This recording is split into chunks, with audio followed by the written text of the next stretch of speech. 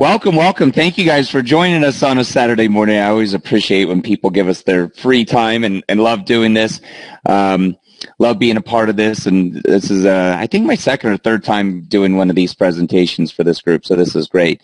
So my name is Mark Coe. I wanted to welcome you guys all. And my presentation today is on things that matter. And the real focus, I think that my approach is in some ways very similar, but also gives a different kind of take on what we do. And I like to look at it and say, everything you need is on your screens. Everything you need is right in front of you. So I really want to focus on things that matter. So Jeanette talked about it, risk disclaimer. Trading financial markets is risky. You can lose more than you have to put up. You have to be concerned. It's got to be the number one concern. So you have to know what you're risking and always be aware of it. It falls on you. All right, so things that matter. This is great. I started this a couple years ago in this approach and this teaching and this methodology, and I had a student that sent me this great note in the recent weeks, and he's done what so many strive to do. He's taken a small account, a $5,000 account, and started turning it into income, right? The numbers, when you look at it percentage-wise, become kind of large. But when you look at it from a retail perspective, right, and everything's perspective, when you look at it from a retail perspective, he's producing income. He's producing it as a job. That's really what he's doing. And that was such a great example of what the potential, what the possibility is here.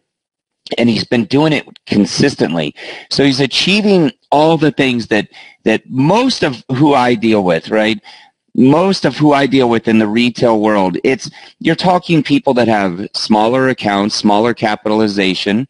They maybe don't have the same amount of time in the market, maybe the same background, and he's been able to achieve something that's very substantial, which is the ability to actually do this as a job. So many people I meet are doing this as a next level in life job or income, or they're looking at it as maybe at post-retirement. So it's been phenomenal.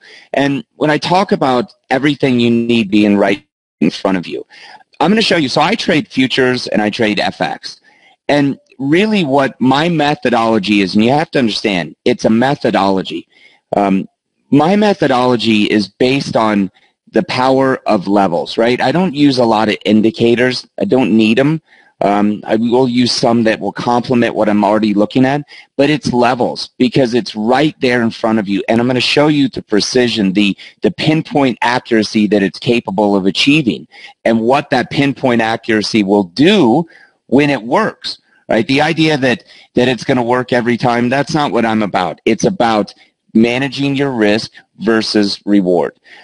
You're going to see what rotations look like. You're going to see what framing your charts and how to trade with the bias. And what that ultimately means is how to position you on one side of the market. So I talked about this trader, Jason is his name, and I wanted to show you a little bit of what his equity line looks like. And it's a really nice little picture because ultimately it's not going in a straight line. You see points where it trades lower.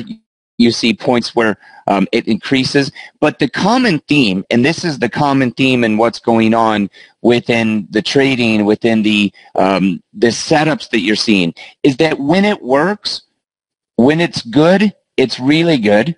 And when it's not so good, you're having small little losses. Now, you may have multiple small losses, but the idea is that you're able to endure, you're able to handle that because you've planned for it and you know what your risk is. Remember, I talked about risk just a second ago. I said it's the first thing you have to consider. And it's everything about this methodology, which is understanding I'm not going to be correct every single time I trade, right? It's not even in the cards. It's not in the expectations. But what is in the expectations is that when I am not correct, it's going to be very small, controllable, manageable losses, right? So look at some of the detail here. Profit trades. a number of trades that are profitable versus trades that lose, consecutive winners. I mean, it's not massive, right? You're not talking out of 20 trades, 19 winners and 1 loss. That's not what you're looking at. But what you are looking at is profitable trades that outperform the losses. And so the whole approach says that every time I make money, or let's say this, every time I lose, those losses have to be less than the bigger winners, right? That's what the methodology is saying. So Jason has done a phenomenal job. And the one thing I would tell you about this approach is that it takes time. It's so simplistic in nature, right?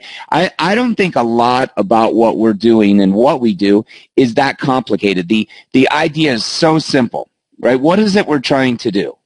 We're trying to buy something that will increase in price, or we're trying to sell something that will decrease in price, right? We're either going long an asset class and in expectation that it will rise, or we're going short an asset class in expectation that it will fall. That's all we're doing. There are a million ways to try and accomplish that, right? I was watching the TPC last week, and I was remarking to one of my colleagues that, you know, there's all these pro golfers, and they all have the exact same objective, to get this little white ball in a hole. But they don't all swing their club in the exact same manner. They all have little differences, but they're all top of the world. And it's no different in what we do in trading and investing, short-term trading. All we are trying to do is put ourselves in a position to experience profit while containing the downside. Some of us do it better than others. Some of us have no idea how to do it, and that's why we're here, to learn, to experience a new way, maybe a new approach on the market. Maybe just a slight shift to say, you know, that was the element that I was missing. That was the element. So Jason has really taken hold of that, and Jason has been really one of the standouts in being able to do that and being able to repeat it, right? Just an idea of some of the trades you're making.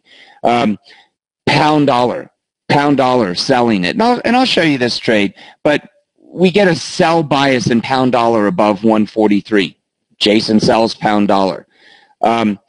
You know, it ends up being a pretty big trade, $1,100 winning trade for Jason. I mean, that was a big trade. And you can see this is not 50 different deals. This is just a handful of deals to produce that P&L, right? Some positions are bigger than others. Some are smaller. Some move further, right? So the idea becomes, can you repeat this? Can you put yourself in that position to control your risk? And can you do it over time? I mean, that's really what makes a successful trader. So let me tell you a little bit about me and my story, my background. I started out in my 20s. I graduated Florida State University in 1993. I didn't know exactly what I wanted to do. I played music. I'm a big musician and played in a band for a couple years, and then I thought, okay, I need to really get on in life. Not lots, but a handful of multiple entry-level jobs. You know, I was in New York, and I stumbled, I say, because I was working at Morgan Stanley as a broker, and it was not my cup of tea. It's not what I wanted to do. I did not want to be a salesperson. I was watching numbers move all day long, and I had a friend that introduced me to a proprietary trading firm in New York. We went to visit this firm while I was an employee at Morgan Stanley, and there was this trading firm, and it was all young people. It was just, there was an energy about it, and it was on Wall Street. And I said, this is what I want to do. This is what I want to do. How do I get this job? Well, they weren't hiring with their own capital at that point, but they were offering seats if you wanted to bring in your own money. Well, long story short, I borrowed money from my sweet mother, who had no belief in this whatsoever, but she believed in me. Borrowed money with the idea that I had a stop loss. She said, look, you had to put up $50K just to walk in the door. That's what the seat was worth. They knew they were going to make commissions. You had to come in with $50,000. You were not allowed to walk in with $1,000 or $5,000. So the barrier to entry was much larger than a lot of, what retail starts with in FX. I mean, I think you can open FX accounts. I don't know off the top of my head, but I would imagine a couple $100 or a couple thousand. I had to start with 50 grand. And the agreement was if I lost $15,000, I was done trading. I was moving on to a quote, real job. And I was going to, forget this fantasy. I didn't know a lot about what I was doing. I read some books and I had a brief little stint at Morgan Stanley. So I studied Series 7, things like that, but I didn't know about trading. And I sat down next to a bunch of people that some were profitable, some were not. Much like the environment I deal in now. There are profitable traders and there are not profitable traders. But I proceeded to lose money almost every single day, but definitively every week. And I watched my account get whittled away. I never treated it like I had 50 grand to lose because I didn't. I had 15,000 to lose. And I walked into work one day with, I think my equity was $35,200. And during that day, I traded below my 35,000 stop loss. But I never closed the day down there. And that was always the agreement. You lose your 15,000, you're done. I finished the day back above 35,000. And this is probably 2, 3, 4 months into this, career. I never lost big. I had that skill from a very early onset, which was I was very controlled with my risk. I didn't take stupid positioning. I didn't go above and beyond my means, but it was always very controlled. And so it was a couple $100. But those couple $100 added up, and all of a sudden they were thousands of dollars. So this day, I finish above 35,000, and I'm saying to myself, I have to turn this around. If this is going to be what I do, I know how to do this. And from that day forward, I made some very slight tweaks because I already possessed a lot of the skills. I just hadn't honed in on how to do it well. What it turned out I was doing, I was being way too tight with the risk. In other words, I would trade a stock. Back in the day, I would trade eBay or Amazon. It was during the heyday of day trading, and there were wild, wild swings. I mean, it was an exciting time. I'm not going to lie to you. It was very exciting. But what I was doing was I was being too tight in a market that didn't allow to be too tight. And so I was essentially coming in and say, I would trade a stock like an eBay, and you needed to have 3-point stops to be competitive. And I was trading with 50-cent stops. And all that would happen is I would get stopped out. So each little loss would be $50. When in reality, if I traded it correctly and it needed a $3 stop, you would very rarely hit your $3 stop, but it just allowed the proper movement. And I know that resonates with a lot of retail because I know a lot of short-term retail does the same thing, which is you sit and focus on trying to be, we always talk about controlling the risk. We talk about controlling the risk and saying, ultimately, what is it about? It's having a proper stop, and it doesn't mean it's going to be 3 ticks. So the idea was there were some very small changes that changed me from being out of this business to being really profitable. I became one of the top 3 traders at that firm. I went from trading my own money. They hired me, and I ended up trading. I think before I left that firm, I was trading 10 million. That was a big, big number. I founded a CTA, Commodity Trading Advisor, in 2002. I took assets. I started with 400,000 in assets. I had 400,000 from investors, and I raised over 100 million at my peak in 2007 when I was managing money before the 2008 fall. I think it was 116 million was my peak. I sold my trade model to a hedge fund, and I started doing education and trading. More what I do now, and I love it. I love the environment. I love teaching. I love sharing. So that's a little bit about me. And so the idea that you understand is that I've traded from the retail side. I've traded from the prop side. I've traded from the hedge fund side. I've seen it all. I was never a $1 billion hedge fund manager, but being a $100 million manager was pretty good in 2007. So what do I use in my core? What is it I use? It's a simple approach, and it's a very clear path. And that's one of the things that I find people really lack in the retail environment is how do I become that trader? How do I become that Jason that takes a $5,000 account and takes $5,000, $3,000 a month out of it, actually turns it into an income? It's a path, right? I look at it a lot like to define this stuff just as an analogy. I always use something like weight loss or athletics. But in weight loss, it's a path. It's saying, well, I'm going to get up 5 days a week and exercise, and I'm going to eat vegetables, and I'm going to eat proteins. It's a path. And then you have a very clear idea. If you got up and didn't exercise and you ate McDonald's, well, you're not following your path, right? So some of it's self-recognition. But what I'm using levels, and I'm going to show you when we get on the charts. I'm using a bias, and then I'm executing that plan. That's what I'm doing. It's not any more complicated. It's simplistic in its approach. You guys have heard the expression, keep it simple, stupid. Right? I always get this from my students and from people that listen to me. Wow, your approach is so simple. It's not a bad thing. If you can't explain it to a 5-year-old, you probably don't understand it yourself. But ultimately, it's a simple approach and one that's repeatable. All right, so I'm going to show you what a couple trades look like, and then I'm going to get on charts and do this in live, and we're going to be a little more interactive. So this is just a couple things over the last month, and I'm going to show you currencies. I'm going to show you futures. I know we have people that trade many different markets, but remember what I said. I trade levels, bias, and then execute. So sell bias, and I'll show you where it gets created. But this is pound yen, something that a lot of the FX people in my room do, pound yen. You get a sell bias. You execute on the sell bias, right? You execute on the sell bias. And look at the rotations that are occurring here.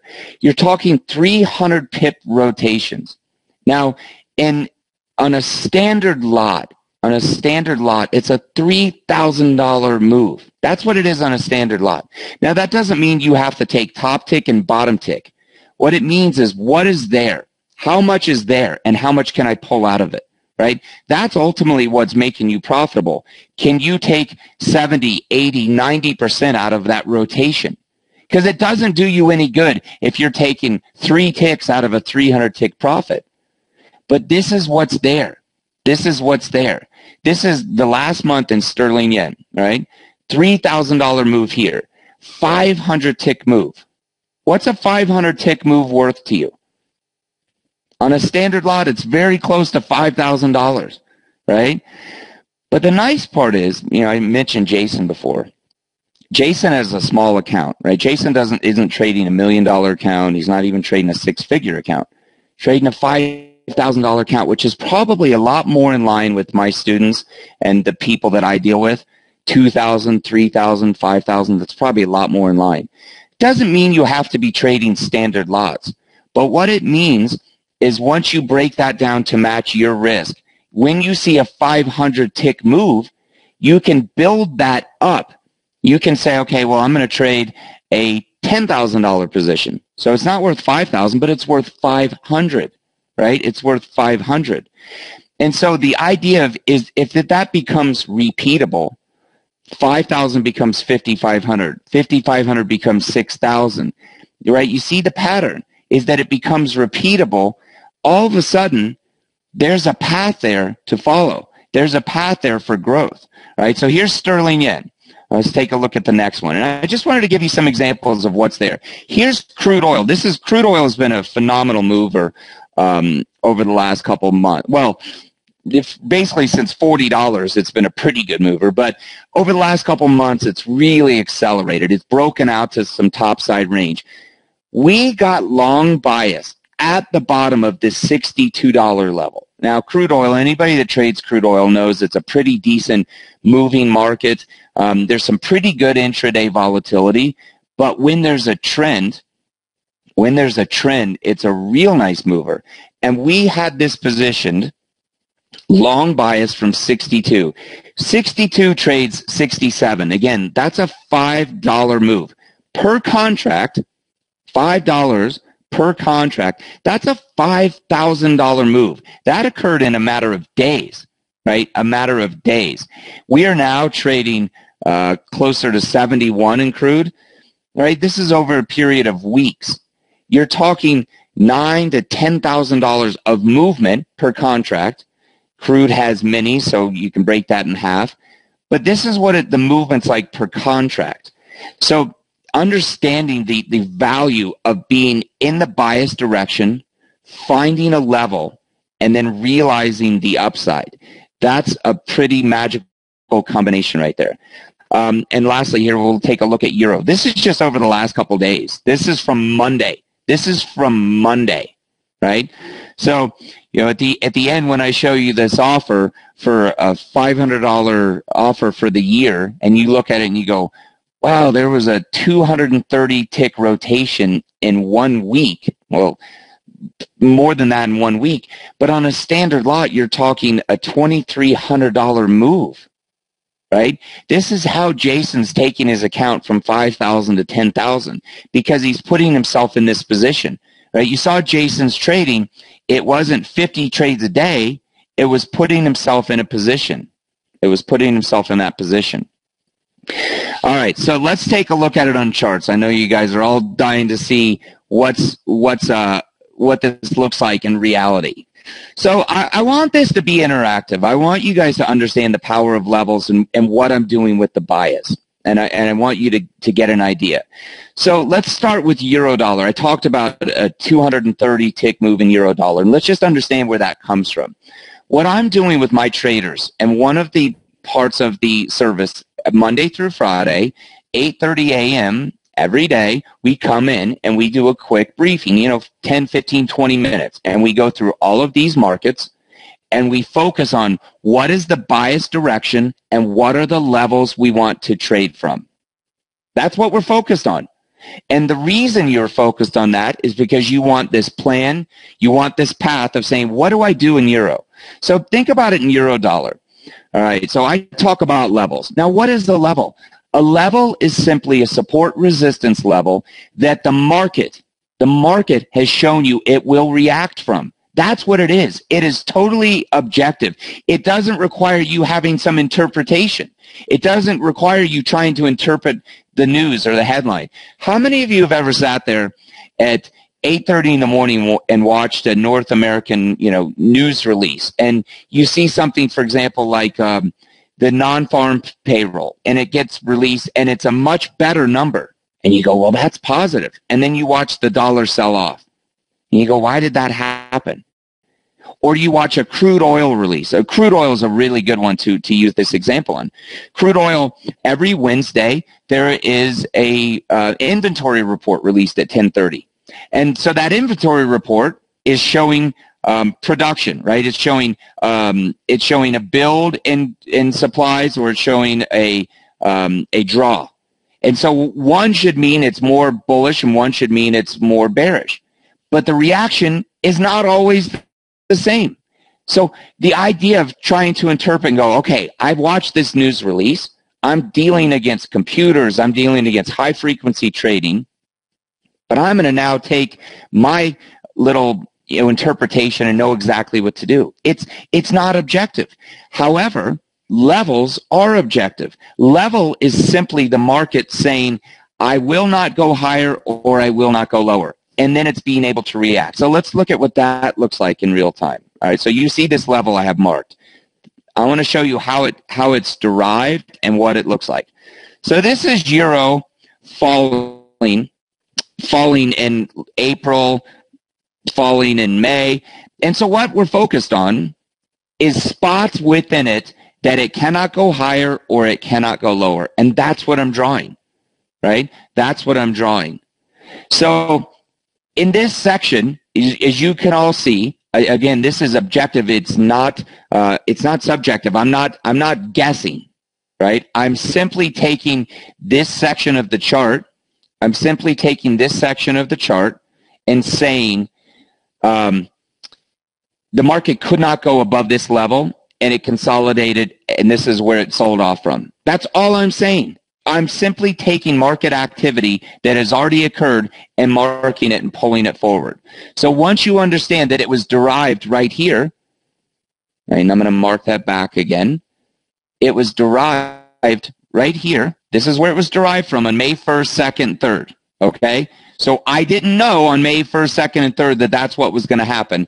What I did is after it consolidated here, I drew the top to the breakdown and I simply pulled it across. That's all I did. Now, this was derived May 1st, 2nd, 3rd. Now it reacts and it comes off, 150, 200 points, whatever it was. It's the next trade into it that I have an opportunity to deal, right? So think about how far in advance you know you're going to be trading. So the idea is you're not walking into work, you're not walking in, sitting at your screens, turning on your screens and saying, I don't know what I'm going to do today. I'll just watch it and I'll trade off my gut. I've had people tell me, I don't really know what's going to happen. I'm just going to trade my gut. And ultimately what I would say to that is, listen, there are very few people in this world whose guts are that good for that long. But there are a lot of people that can take this ability to read and draw levels and react at them. Because all I'm doing is I'm taking a bias and I'm taking a level and I'm putting the two together and saying, I know what I'm going to do at this level. I am always selling into a resistance level and I am always buying into a support level. I'm never buying into a resistance, right? I'm never selling into support. Why? Why would I never want to buy into this? Can anybody figure out why would I never want to buy into this level? I mean, it should be a pretty easy understanding. But ultimately, the reason I don't want to buy into this, the market tried to buy into this. That's as high as the market could get, 20, 30. That's as high as they could get. And ultimately, most of the activity is cornered right here around 1995 to 2009. That's where most of the activity occurs, as you can see. Look what happens the next time the market trades into that exact same spot. It trades to a high of 1996, almost matching to the tick, within a handful of ticks, this area. That is the pinpoint accuracy. That is the pinpoint accuracy, right? So, now I talked about bias. So that is a level. That is a level. Now I talked about bias. Bias is simply the idea of using a time frame, and in my case, what we use in the room and what I teach, we use a 4-hour bias for our short-term trading, right? We'll use weekly, monthly, daily for longer-term stuff. But for the short-term, the intra-week, the intraday, we're using a 4-hour. The reason is 4 hours will create a great swing. It's a very easy time frame to check. You only have to check it 6 times a day. And ultimately, it paints a lot of swings for us, and that's why we focus on it. So the idea is that we're using a bias. Now, the bias was sell side up near 120. And as you can see, do you see this little set of numbers? This is a tool I use. I talked earlier, I said I don't use a lot of indicators, but I use ones that will complement what I do.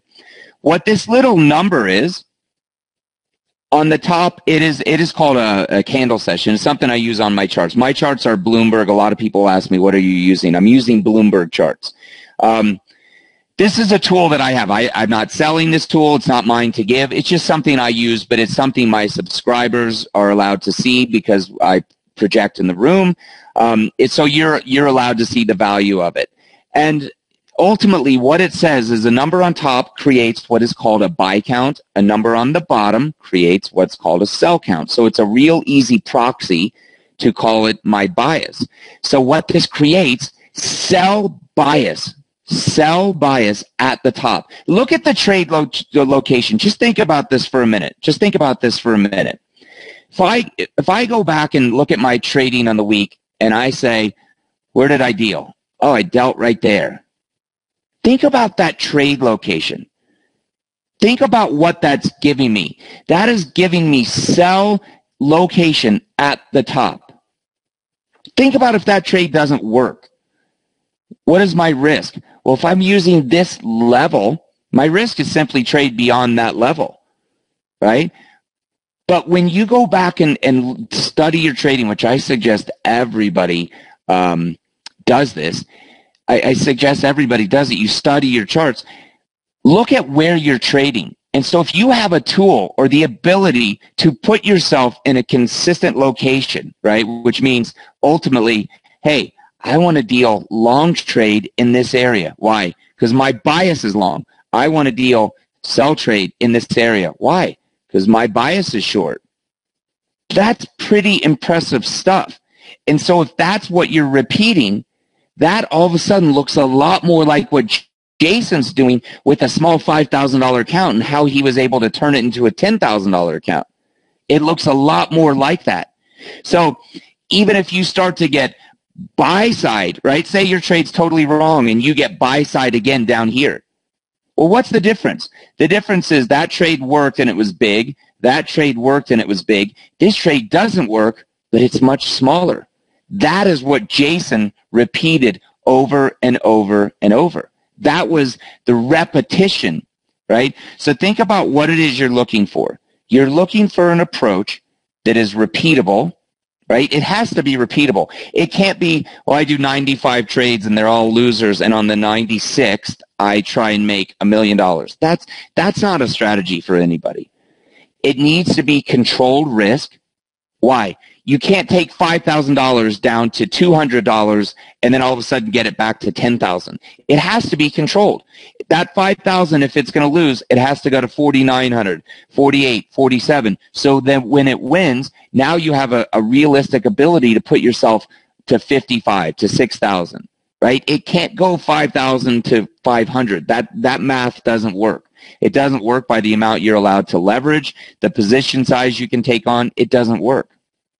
You have to think about it like this. Is your trade objective?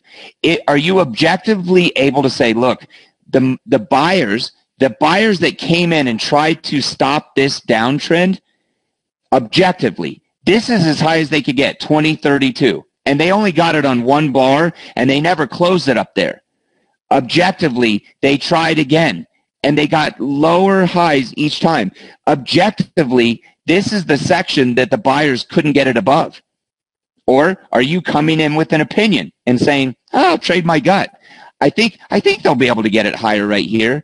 Do you know how bullish this euro action looked up at 119.95? It looked very bullish at 19.95. A lot of retail was probably chasing it. But a lot of retail would have looked at it very differently if you laid out the scenario and said, look, buyers tried it here the last time around. It's not my opinion. It is not my opinion. It is fact. Buyers tried it right here, and this is as high as they could get. This is the section. This is as high as they could get. That is the section. It's not a tick. I'm not telling you the tick. Oftentimes, when you take this analysis and you go from a 4-hour down to a 1 hour, down to a 30-minute, and you go down, walk down time frames, you can pinpoint these spots a lot tighter. But it's a very objective approach to say, this is the section they couldn't get it above. They couldn't do it. They tried. This is also the section they couldn't get it below. Guess what? They finally got it below. They finally got it below. And the difference is, here, you were on sell bias. You never were sitting on long bias here. That's why I like the bias. It points me in the right direction. It doesn't say my trade has to be correct. There are lots of trades that stop out. Lots of them. But what it means is when it's correct, it's really going to rotate. So let's look at this euro. Let's just finish with this euro for a minute, and then I'll move on to another market. All right. So we have a level that's established. We have a level. Then we develop a bias at that level. Now, that's what I talked about, the recipe for success, which is I want to deal at a level. Think about it like this, what a level really is. A level is like leaning against a wall. It's something that's going to hold you. That's what it is. And ultimately, if you fall through it, you're done. That's what makes it so powerful if you will treat it that way, because unlike what a lot of retail focuses on, unlike what a lot of retail will do, is a lot of retail will focus on momentum. They will watch tick for tick, and they will react to the last thing they saw. That's what a lot of retail does. So if you're looking at a market and you watch 10 ticks go higher, well, what do you think retail's thinking? It's going higher. And then when you look at it and go, wow, I can't believe it went right to the tick and stopped. So you have to think about it from this perspective. Who is controlling the market? Bigger money, bigger institutions, bigger players are what really control and move markets. They move it directionally. Short-term, scalping, computers, high frequency, they are part of the liquidity, right? They are part of the liquidity, but they're not moving it directionally. And think about it. You know, with your own trading, most people are flat at the end of the week, if not flat by the end of the day. So what that means is for every buy trade you have a sell, right? So you've done both activities. The difference is big money, directional money, they are in it for a lot longer. And the way they're acting, they need liquidity to be able to get in those positions, and they are directional in nature, right? These massive hedge funds are not trading for ticks. They can't do it. They can't take billions of dollars. There's a lot of you I'm sure have heard of David Tepper, Appaloosa Management. They manage, I don't know, $17, $18 billion. He's one of the most successful hedge fund managers in the world. He just bought the Carolina Panthers, massively wealthy guy, and they manage billions of dollars. They do not get into positions for ticks. That's not what they're doing. And think about what he's done on the year. He has outperformed the S&P by about 600 percentage points. He's outperformed by 600%. Do you know what he's up for the year? Take a guess of what David Tepper is up for the year. On $17 billion in assets, 17, 18 billion in assets, he's up 7 percentage points on the year. Right? Think about what that is dollar-wise. It's not quite 1.7 billion, but it's over $1 billion. That's a lot of money. Think about Jason. What if Jason did 7% on his 5,000? What's Jason up? Jason's up $350. What's the difference there? One's institutional hedge fund, massive dollar amounts. One's small retail. Think about it. You do 7% in May of 2018, and you are one of the top hedge fund managers in the world. What if you do 7% as a retail trader? You think you're garbage. Think about the expectation. Think about the expectation. Because if you're taking a $5,000 account or less, 1,000, 2,000, 3,000, and you're trading it and saying, hey, 7% is not good enough. I'll be out of business, or I'll just do something else. You have to think about it reality, right? Expectations. You have to be realistic. You can take $350 and say that's a phenomenal profit. The idea is that you have to compound that and get bigger. Now, retail is often viewed as, well, it's not nearly as good. It's not, there's so many disadvantages. Retail has a lot of advantages, right? You don't have to get married to a position. You have no troubles with liquidity. You can change your mind in the blink of an eye. You can get back in. But again, the expectation. So we treat it a little differently. We're not treating it like a $17 billion fund. We're treating it like, I have to make this a living, a second job, some type of an investment income. That's what most of us are looking for. We all may have slight little differences, but I think ultimately it would be easy to say most of us are looking for profitability, and to take money out of this market. So when I get back to that idea of a path, I'm giving you a path to say, I'm going to set myself in a biased direction. I'm going to deal at a level. I'm going to manage that risk so that what is worst case scenario? I get stopped out. That's worst case scenario. Okay. So I can handle that.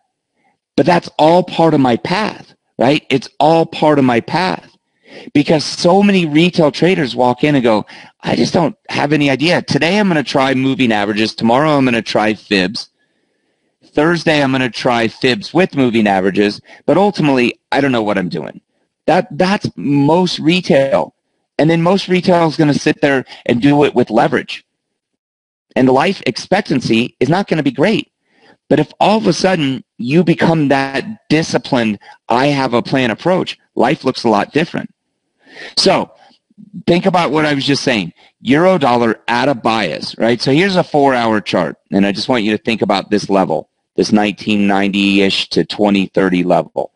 So what a lot of people are doing, you're taking this 4-hour and you're saying, okay, that is my bigger picture zone. That's my bigger picture zone. Now I want to take that down. I want to take that down because I'm not really going to deal on a 4-hour.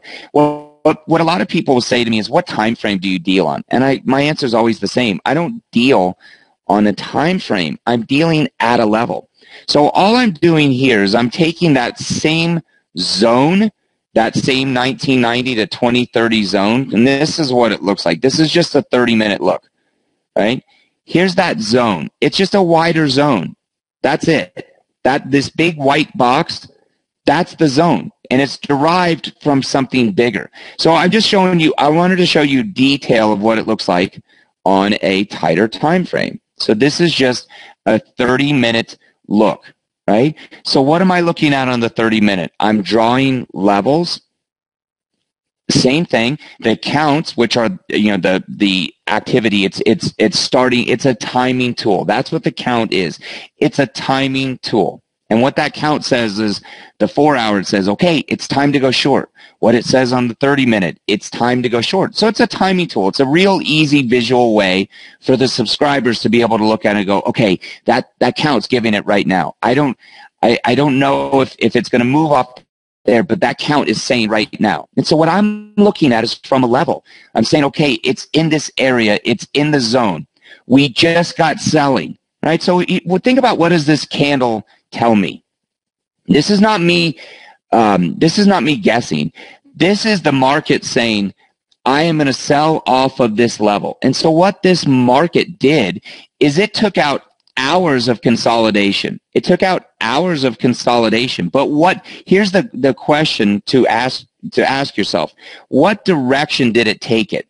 Did it take it long, or did it take it to the short side? That's all you're asking, right? So the market decided we're going to sell. So from that point, I'm looking at levels, and I'm just defining these levels on multiple time frames. And what it allows me is, like I said, lean against. Right, so think about the things that I have. I have a bias, which is sell side. I have a level, and then I'm simply going to execute on that level. Right, that's what I'm doing. I'm executing on that level. This rotation, this rotation, and when I'm defining rotation, what I'm looking for is the last point where the market turned. Right, so that was about 150 ticks on a standard lot. A standard lot, right, 100,000 euro position, that's a $1,500 move. It's a $1,500 move. So when I talk about these numbers, what I want to show you is what it looks like to participate in the swings, right? What it looks like to participate in the swings. And so the idea is not that on every trade, I'm going to get top tick, and on every trade, I'm going to cover it at bottom tick. That's not what it's about. What it's about is, can I position myself at top edge to get involved, and can I cover and position myself at bottom edge? That's what it's about, right? There will be times where you get top tick or very close to it. There will be times where you get lower, but what it's always determined by is, can I accept the risk? The risk here to make a new high was about 20 ticks. The upside was 150. That's a 7-to-1 or a little over 7-to-1 risk reward. And so when I talk about the idea of placing yourself in a position of strength, what that looks like is saying, ultimately, it's admitting, I don't know I do not know. When the chart looks like this, I don't know whether that next movement's going up here or going down here.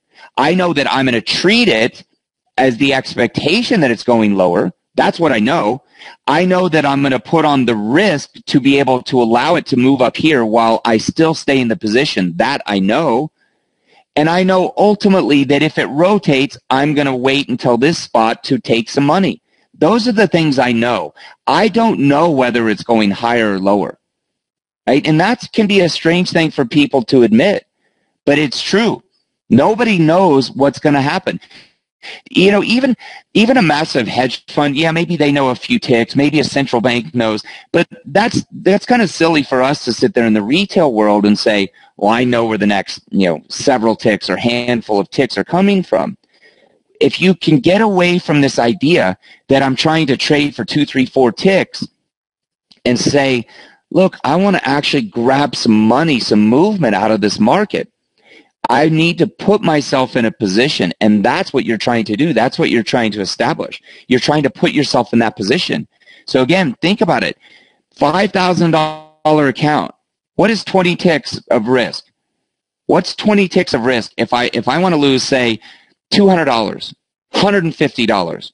What can I build in position size? It's not a 5,000 position. It's maybe not a standard lot, but to build in $100, $150, $200 worth of risk, which should be very manageable on a $5,000 account, all of a sudden you can see position sizing. Maybe it's a 30,000 euro position. Maybe it's a 40,000 euro position, right? That answer could be different to every trader.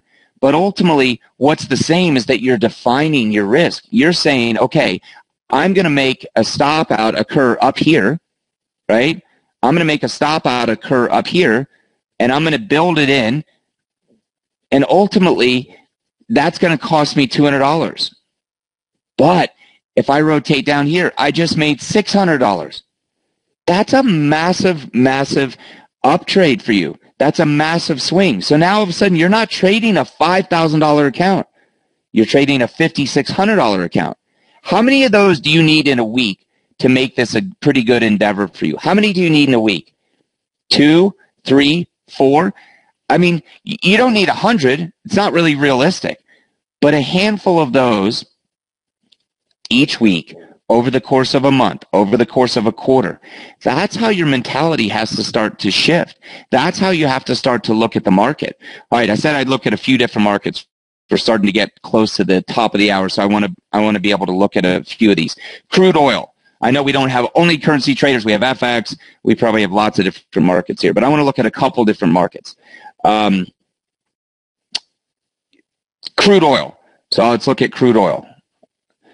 Oh, sorry, I got to get on the correct contract here. We rotated on Friday. Oh, whatever. I'll leave up the June. Remember, I talked about bias. Bias is created at a level with a count. A count is just simply a very easy proxy to determine a long bias or a short bias, right? May 2nd, long bias at 67, right? Long bias at 67 at a level. What is a level? A level is simply a spot where a market couldn't go lower or it couldn't go higher. In this case, the market couldn't go lower, couldn't go lower, couldn't go lower. How many times do you need to see a market not be able to go lower before you will recognize that there are buyers that will not allow it to move down below that? Now I'm saying, okay, I have a bias. I have a level. Let's look at that same May 2nd, 3rd on a tighter time frame, right? I just look, all I'm doing is taking the exact same zone, and I'm looking at it on a tighter time frame. That's all I'm doing, right? So here's the zone down into the 67, right? And I'm just dialing it in. And what I'm doing is I'm grabbing a little more accuracy, and I'm saying, okay, once the market traded down into this zone, what did it do? That's what it did. It bounced. Okay, so now I'm pulling that over. So remember, I said it's not dealable the first time into a zone, it's dealable the next time. Well, you have a few shots down in here. Here's the one that creates it. Here's your trade back into it. So what you know is that buyers stepped in and drove it higher. That's what you know from this exact zone. On May 2nd, that exact zone was known. So here's what you look at. You look at this spot that's about 20 ticks wide in crude oil. It's about 20 ticks wide in crude oil. And it trades down to the bottom 5 ticks. How much risk do you need in a 20-tick zone? Do you need a 30-tick risk? Okay, so say it's $300 of risk in crude oil, $300. Look at the upside. You're buying at 67. It rotates to 68.14. That's $1,140 off $300 risk. Pulls back again. Doesn't quite touch the zone. But what do you get now? You get long bias. Now you get an actual rotation. Again, that is multiples of thousands. That's not hundreds. That's multiples of thousands per contract. So again, guys, what I want you to understand is the trades that get presented, the opportunities, it's up to you to find the fit for you. But what we're going to continue to do is show you the levels, the bias, and the direction, right? So I do, and I got to get to the offer kind of quick because I want to leave you guys some time for, questions. But ultimately, what I want you to know is that we're doing education every Monday. So I teach every Monday, right? I teach every Monday. We are looking at the markets every morning. I'm delivering FX reports at night that will lead you into the next 24 hours. I'm delivering U.S. Open reports that are for futures and commodities. These are just some nice things that Jason had to say. Proves Mark Stuffs works, took my $5,000 account. I'm kind of speeding through here quick because I just want to show you the offer. I'm getting to the end. I took up a lot of time. The goal here is to eliminate so many of the common mistakes, the stress, the frustration, and ultimately to give you this path. So what we're offering getting into the subscription service for the next 12 months, and this is the last time I want to offer at this price, but I think it's a good price, $500 for the next 12 months, which gets you a daily trade model, the 4-hour approach, intraday setups, daily market reports with the bias, weekly education, which is just a weekly hour-long teaching course. All of this, again, it's just over $40 a month. So I think it's really good value. We've got a lot of success stories and ultimately a lot of progress being made. And so, as I said, I think one of the great things to do is to take the idea of the subscription service out and just say, okay, I'm committed to the next year. I'm going to learn this approach, this methodology. And the nice part is you're not throwing away everything you've already learned. So many people have spent, I don't know how many thousands on education. And it's not that it makes that stuff useless. It doesn't at all. As you see, there are some different tools I use. What it does is it really complements what you already know. And it starts to tell you, you know what if I take that fib, or what if I take that moving average, or whatever tools you're looking at, and I apply that knowledge and say, very objectively again, what is the market doing here? What did buyers do? Who's in control of this market? Right? Because ultimately that's everything. Do I have that support? Do I have that brick wall to lean against? Because when you have that brick wall, when you have that support to lean against, that's where you're able to really build into that position size, control your risk, and again, position yourself for the profit for the upside. That's what you're really trying to do. So with that being said, I just have a couple minutes. I want to take time for questions. Have a job in IT, educational offers. Yeah, so the educational is, as I said, everything's recorded.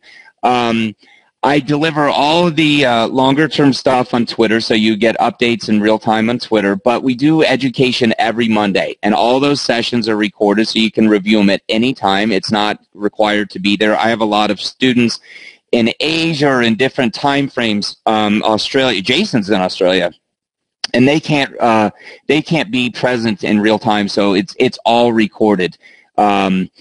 I think ultimately here's what you have to think about. James said, is this for me? I think here's what you have to think about. If it makes sense to understand, hey, if I can read where the markets are reacting from, if I can read where the big money is operating from, and I can put myself in a position, if I can put myself in a position to see a 200, 300, 400 point rotation, and I can risk 30, 40, 50 ticks to see that rotation, if that makes sense to me, then I think it's for you.